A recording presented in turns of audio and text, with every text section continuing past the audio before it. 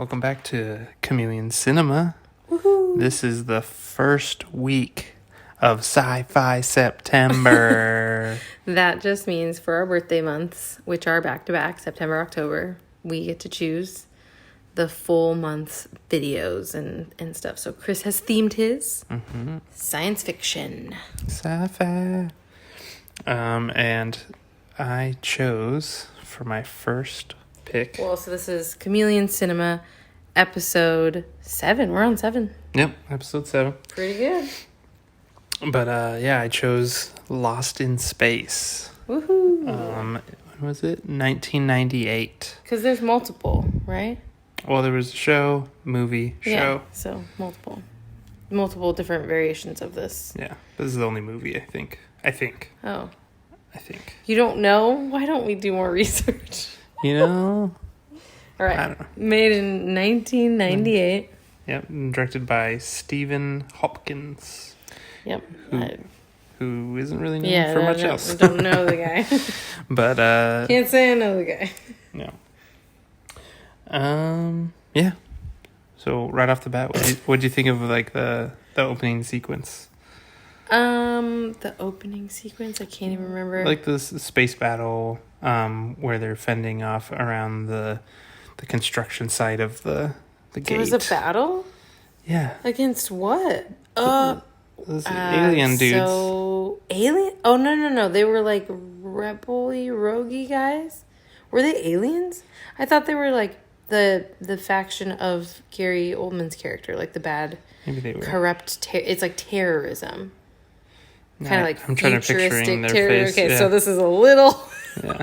rough start. Let's just start with, I only think I saw this once with my family growing up. Like I saw it one time, and I remember literally, I think I remember like 1-2 things about it, and that's Penny. I remembered Penny. Her character was very memorable. And then I think that I remembered that Joey, like from, Matt, I think it's Matt LeBlanc, he was in it. And that's what I remembered. See, I grew up watching this movie a lot. Really?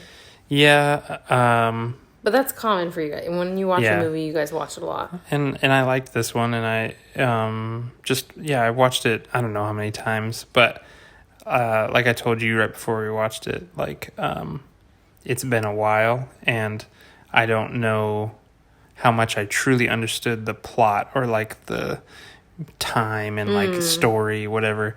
When I was younger, yeah, and so this was maybe the first time that I watched it and like truly grasped the whole thing. Yeah. I think the same for me. I think I got it a little bit as a kid. After we finished it, I definitely recalled a lot more of it. I was like, oh yeah, that's right. But what was refreshing was the intro. For me, was surprisingly like when people talk about Star Wars or Star Trek being so future minded that like things in it have been created today, like when they're like talking on walkie-talkies on their wrists, or like think like the Apple Watch, like that exists now, that kind of thing, how forward thinking they were. I just noticed so many things, like they said the word Space Force, and I was like, we have that now. That's literally what it's called. Also, their like ship kind of looked like Halo. It was like kind of in a circular build. The gate, whatever. That they're trying to build so that they can go through to Alpha or whatever. Prime. Yeah, whatever Alpha it's called. Prime or whatever. It was like 1/3 of Halo build is what I took note of or whatever. So I thought that was just very, very good for them. Like that they had like really kind of original thoughts and futuristic. When you're doing a movie about the future, I would hope that you have some kind of futuristic elements and creative thought. Yeah, I feel like that was some of my favorite bits of this movie, is that like the innovation or the originality of a lot of the just little details like gadgets and the suits and like different things that made it stand out from a lot of the past sci-fis, and then even to modern now. Like I still feel like it stands out among the crowd Yeah, even Penny Vision, her little Penny Vision. I was like, oh, that's social media. Like, that's literally what she's doing. That's so interesting because it wasn't really a thing when this was made. No. But yeah, my first note is talking about CG. I'd say it's good at times, and then it also looks dated at times. Yeah, I originally out the gate, because I take notes in order. I was like, oh, the CG, it's not in great condition. It's in when you buy, sell, and trade stuff. It's like, it's good. It's okay. But then, yeah, when I finished the movie, I was like, oh, bad. So it's a little column A, little column B. Yeah, it's definitely both, because there's definitely times that they pull it off, and it's kind of scene to scene. But I would say none of it was really exceptional. None of it was really that's why like, I said it was wow, good. that's good. Yeah. Or great, I guess. Yeah. But it also, I think, with that time, it's really hard to find great CG in that time of cinema, because I feel like we're just now getting into really great CG, and I don't even love CG, so it's all right. I mean, I guess it's amazing what we can do sometimes with like faces and stuff like that. But even like whenever there's a monster or a character like that, it's tough. It's tough to do. Well, and I think I say now, but I feel like it's been like 10, 15 years of good CG, but it's because there's a lot of CG that we don't see that is good, but we just don't notice it. Like, I remember when I took my film class in college. Wait, you took a film class? Yeah. Why don't I know that? I don't know. We barely know each other. But my professor talked to, or like I think we watched a video, or maybe it was just him talking, but he just talked about all these movies examples, and I swear, it was a video that we watched, but they showed all these like rom-coms and like a lot of these movies that you would not think there's CG in this. Okay. And so there'd be like a guy getting on a bus, and they used CG like behind the bus or like in front of it or something like that, but it was really small, but like you're not expecting it, and so but it looks really good, but it's like that CG in there, and like there's all this CG that doesn't get praised because it's not noticed. And so I feel like there has been a lot of CG, but then there's like the daring CG is what usually is like really bad, or up until recently is starting to look really good, when it's like you're really just going out there and trying to do like, I don't know, like a full CG, scene, maybe multiple people in the mouths and all the, weird things. Yeah, don't do mouths, man. That has not gone over well ever. Not yet. Still not yet. I'm still shocked that I have not remembered that you took a cinema class. So I guess this whole little podcast thingy makes sense. But that's just really funny. I just didn't know that you had to take one, or that you did. Anyway, speaking of like kind of good CG, I did mark that the costume design was really good. I enjoyed it. I even thought Penny's outfits as a young futuristic teen, like she looked kind of crazy, kind of different, which I kind of, I don't know, I appreciated. But the CG of Joey's character, his name's not Joey, Matt LeBlanc's character, when the helmet, like that came over his head, like that's even like Iron Man-esque, like, and it's so ahead of its time. Yeah, like I will credit you. You mentioned that when we were watching the movie Iron Man. Thank you. Yeah. But like, I feel like it was. I would probably say that it was the first time they ever did that, where like they CG'd around a guy's face like that, and I feel like, I don't know. I feel like who did it? Iron Man. Robert Downey Jr.? Yes, but the director. No idea. He's the guy who's the chef, and like he directs. Oh gosh, that's gonna Mandalorian and Jon Favreau. Oh, nice. But like I would not doubt if he like directly pulled from that or something, because it's so close. Like even the metal sounds and like all the stuff just wrapping around their face that's what they did with Iron Man, you know. But yeah, I don't know. Overall, again, there was good moments, there were bad moments of CG, but the monkey was bad. Oh, the monkey was the worst. I have that down as real bad. Yeah. Monkey real bad. Real bad. Yeah. I think I wrote something similar. Yeah. Worst CG. Worst CG was Blarp. Yeah, he was just... unnecessary, to be honest. Yeah, really unnecessary. Just a really unnecessary part of the... Like, why did you do that? Why did you... I think it's the Ewok Kinda, thing. Yeah. When they made that, they were trying to cater to kids and, you know, be able to sell something afterwards. True. And I feel like they were like, we got to have this, like, kid tie-in. Yeah. We want kids to buy the robot and they want kids to buy the monkey. Yeah, it is a family in space kind of a situation. But I will say that Lost in Space, this 1998 version, does get a little, I don't even know what you want to call it, like a little overkill sickness. Like it adds a little bit too much of a little bit too many different little elements kind of thing. And I think that would fall into that category. Yeah. It went too far. And I think, I don't know, from just studying like writing and film and everything, it's like, does this progress the plot at all? And it really doesn't. Like it really, he doesn't add anything but like, I mean, I think was supposed to be a cute factor, but it's really not cute. I mean, the personality was cute, I suppose. But yeah, anyways, let's not hang on this monkey. I mean, Gary Oldman is in one of my favorite movies as one of my favorite characters of all time. I also just really appreciate and respect him as an actor in general. But I loved the line that he delivered, which was, "Trust me, Major, evil knows evil." And I was like, ooh, like he just knows that he's a bad dude, but that nugget is true. Like he would recognize something else that's also that. I was just like, man, that was one of the highlights of the film for me. Yeah, I also wrote down, Gary is great. Wow. But your notes are really...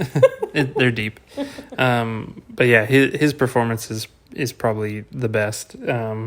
But he also had a great line that I wrote down, which was, "That's the smell of ghosts." Smell? That's what he said? Mm-hmm. Because when they walked onto the Proteus, that ship, they were like, it smells like stale and something. And he was like, "That's the smell of ghosts." That is interesting. Oh, I did not catch that. That's really cool. One of my least favorites is Commander Mom. She just... Yeah. It's kind of funny. This movie's really, like, again, really ahead of its time. It kind of feels, like, uncannily or eerily or ironically, like, relevant today. How, like, oh, Earth has, like, climate change problems. Oh, surprise, surprise. And then, like, oh, the mom is, like, super assertive and, like, the men are just having a little, like...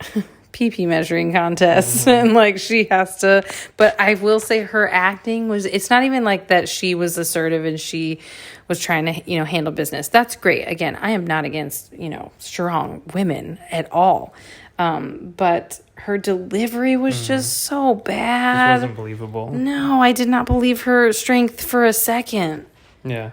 I will say that was kind of, this movie was real vanilla with the acting, was real like light and kind of B acting. Like the main guy, the dad was like so emotionless.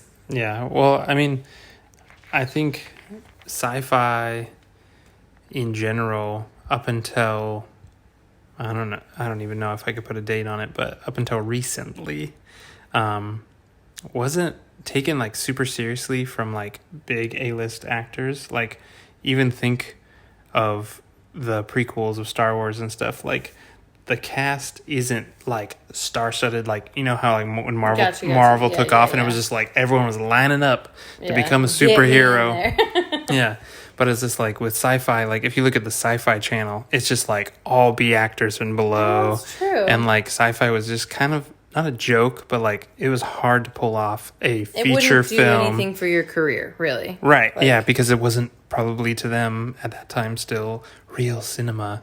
And I think Star Wars, even like had to like win over a lot of like true critics, where like, you know, and they're probably trying to get up to that level. But yeah, I don't know.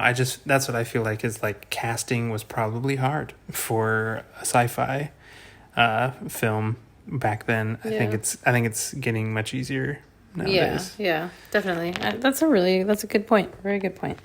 Cinema class that you took, just paying off, isn't it? Just you're so smart. No, my literal note for the father is that he was a wet blanket. I said the father's kind of a wet blanket. He's just.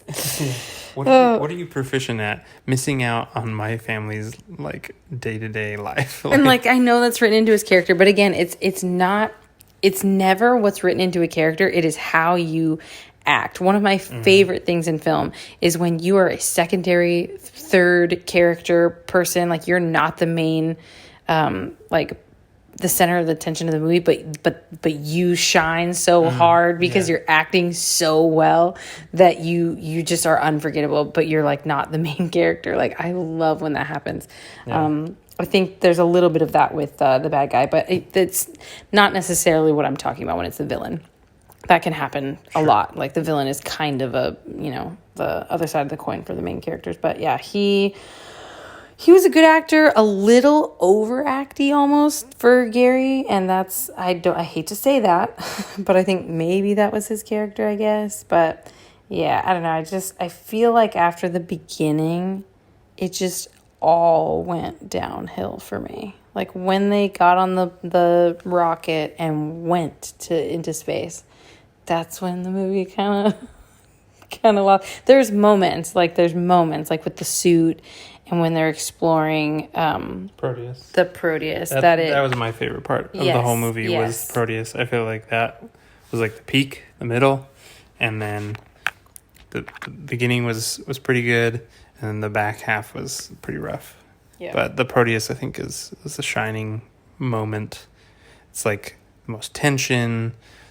I think some of the best lines, some of the best acting as action. Like I feel like there's a lot. There's also a mystery. You're like kind of figuring. The mom isn't in any of the scenes. Correct. Yeah. There's also a lot of like mystery. You're kind of figuring something out, which I think your brain goes into mode of like, what's going on here? First mention of time travel and yeah. So yeah, I feel like those are pretty much all my notes. The rest of my notes are just bad. The ending is so bad. The music at the end is so bad. Bad ending. Credits could give you epilepsy. Oh yeah, the credits are crazy. Well, and speaking of credits. Oh, and it was one of the worst. The credits hit so hard with a song that is not. It's very 90s. Yeah. It's like the ending was an afterthought. Like the ending was so rushed, and they were trying to tie together all these strings, and like the pacing felt really poor. Yeah, it's very jerky. But I think to also do like or whatever to make a point of the ending, the latter half, the music of the overall film was kind of lackluster. Music matters, and I think I want to say the beginning, like the opening scene, and maybe them leaving Earth. And I think maybe some of the sound design and music during the Proteus like is pretty decent. It doesn't stand out in the sense of like, wow, that's so good, but it's still, I think you don't notice, so that's a good thing. But then towards the end, you notice how cheesy and campy and not great. Like they even do some of the like do on like the clarinet to like almost call back to like old like TV like show, like campy, like stuff. And I don't know, like it just took me out of it. And the end, it just in general, the music like was all wrong in my opinion. I feel like it's kind of we watched a movie earlier that we still have to review, where it like started off terrible, and then it was like the movie kind of warmed up and kind of finally caught its stride towards the middle and end. And this was like the opposite. This was like, oh, okay, this is gonna be good. I kind of forgot how good this. Now I remember. This is not that good. This is real. And it just unraveled as it went on. I wrote least satisfying kiss, Matt LeBlanc, and then I forget the blonde-haired girl. I feel like she actually did a pretty good job. Yeah, the doctor. Yeah, she actually did a good job. I actually believed her acting. Like, I feel like she acted well. Her character actually was probably one of the better acted people in the movie. But the storyline between her and Matt LeBlanc, like, just them falling in love at all was just dumb. Like, it was so dumb. There was zero chemistry. It was weird. And the kiss was just blah. And you're trapped with one guy in a family. I guess a murder one guy in a family. That's who you have to, no. And then the other part was Dr. Smith tried to kill himself, and bro, like, you're messing with future time continuum. I mean, like, what if he just, like, disappeared? Yeah, I don't know. His, like, whole, like, I want to say I want to like his villainous character or whatever, because it didn't really pull any punches, but at the same time, he was evil through and through. Yeah, he was evil through and through, and, like, what you find out, what he supposedly did with the women and, like, and stuff, and, like, evil. But, like, at the same time, the CG at the end ruins just completely wrecks it. It was really cool when you first see him, and he's been scratched by, like, the little space robot spiders. So he's become this, like, bionic man, like, or he's like half robotic, half what is it, biological? I think he's an alien creature, but they have, like, metal. Yes, that's what I mean. Like, biology. Yeah. It's like both. They're fused together. Yeah. But he's like, so he's clearly walking different, and he's larger, but he has this, like, super cool designed cloak over his head that I'm like, it's like ring. Yeah, it's really interesting. And I was like, oh, this is cool. Like, you can see his face a little bit. And that's like shadowed. It's kind of shadowed, but whenever it catches some of the light, you're like, I can kind of see the bad CG showing there. But overall, it wasn't terrible. But then when he takes the cloak off, you're just like, and I'm done. Yeah. That's bad. That's so bad. Yeah, it's some of the worst CG. Like, I wouldn't be surprised if VFX artist React covered it, because it's real bad. Just exposed to all of the light, which they talk about on that show. But yeah, it's true. It's very true. When computer generated stuff is in bright, like, daylight, peak shiny, multi-source or lighting. Light, that is when there's no hiding anything. So it's just like how you just mood lighting. Anytime something's moody, it's hiding so much imperfection, and it can make it seem very cool and give it a lot of just cool elements to it, edginess, and they just full exposed, like, for spotlight, and it just looks really bad. But again, this was early on, so it's like you said, it's an experimental time. This guy was taking risks. I can absolutely appreciate that. I said the, like, main high point was creative writing originality. It was a really good story and unique, and even today, one that I haven't really heard, and like, heard before, like a guy getting scratched, becoming something else, and wanting to, take over, and, eating their own. And it was very interesting. Family in space was cool. Yeah. But then I wonder, the show, I haven't seen the show, so how much was taken from that? Yeah, I don't know. The only thing I know that, from my little knowledge is the robot and the famous line. Danger, Will Robinson. Which he, I think, did a good job. Recreating that bit. Yeah, like throwing that nod in. But yeah, I don't know. I can't speak to that. Yeah, I have seen the new show, and I did like it. I did like it a lot. I feel like I fell off a little as the season went on a bit, but right out the gate, it came out strong, and I think, did we finish the second season? I don't know. Honestly, is there still more? I feel like we actually might be behind. We're behind, yeah. Yeah, we started it, and it was good, and it was beautiful. I would say it was beautiful. It was well acted, really good writing. I liked the change. the doctor on the show, I really like her as an actress. And so I've seen her in like kind of evil characters before, but she was just super, super convincing, very manipulative. And I liked her. Yeah. I liked her. She's believable. But anyways, do you want to go to our scores? Yep, let's do it. Okay.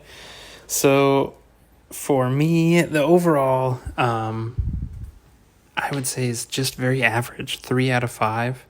I think the reason why it's so high, in the sense of it has a lot of creative, choices and originality, like I said, and I think that deserves some credit. But there's a lot pulling it down, and that's just some bad storytelling, some bad directing, some bad, really bad CG, some bad music. Yeah, so there's a lot pulling it down. So for me, it averaged out at a 3. And as for rewatchability, because of a lot of those negative things, I'm only putting it at a 2 out of 5. So that brings my total to 5 out of 10. 5 out of 10 chameleons. Yes. I'm just kidding. 5 out of 10. Okay. Yeah. So that's right down the middle.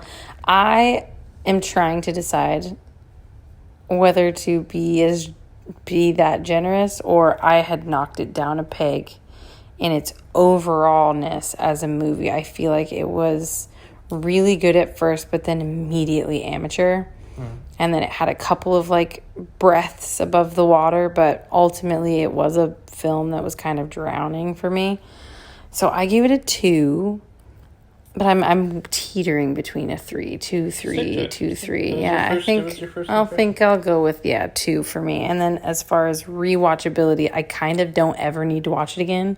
I almost want to give it a 1, but it's not that bad for the elements we discussed, for the costume design, for the kind of originality and seeing these little elements in movies that we see nowadays. That's pretty cool. So I gave it a 2. So for me, it's a 4 out of 10, which is that's pretty bad. Yeah. I think that's our lowest. Yeah, could be worse, but it's definitely, I think I had not higher hopes, but I think just because of my fond memories growing up with it, I think I had expected more from it. Yeah. But, And those I did want to comment that those things matter. Like, 1, your expectation. If you have too high of an expectation for a movie, it could feel like a not so good movie, even if it's not. Like, even if it is a decent movie, but your expectations skewed the scale for you. This happens a lot when someone wants to show you a movie that they love very much, and they hype it up and tell you how good it is and how excited they are for you to watch it. Your expectation, your bar is set so high. It's blown out of proportion. Yes. Yeah, you're expecting everything to be a masterpiece. Yeah, and so that can skew it. And then also, who you watch a film with can totally change your enjoyment of a film. And I've had that happen a couple of times where me and you will watch something and we will be laughing, we will be loving it, we'll be like, oh my god, that was such a good movie, and then I'll go show it to a friend and they just have a different taste in movies, and you're just watching it and you just feel the goodness sucked out of the room. It's dry, no one's you're laughing extra hard to try to show them that this is where they should be laughing or enjoying. Yeah, it's like a joy dementor. Yeah. So that just, as far as we're a cinema commentating podcasty thingy, and I just wanted to note that those are things that matter too when you're watching films. Yeah, so watch everything by yourself. No. I'm just kidding. But all right, well, thanks for listening. Stay tuned for the next 3 episodes. Will be more sci-fi September. Yeah. All righty, thanks for listening. Bye. Bye.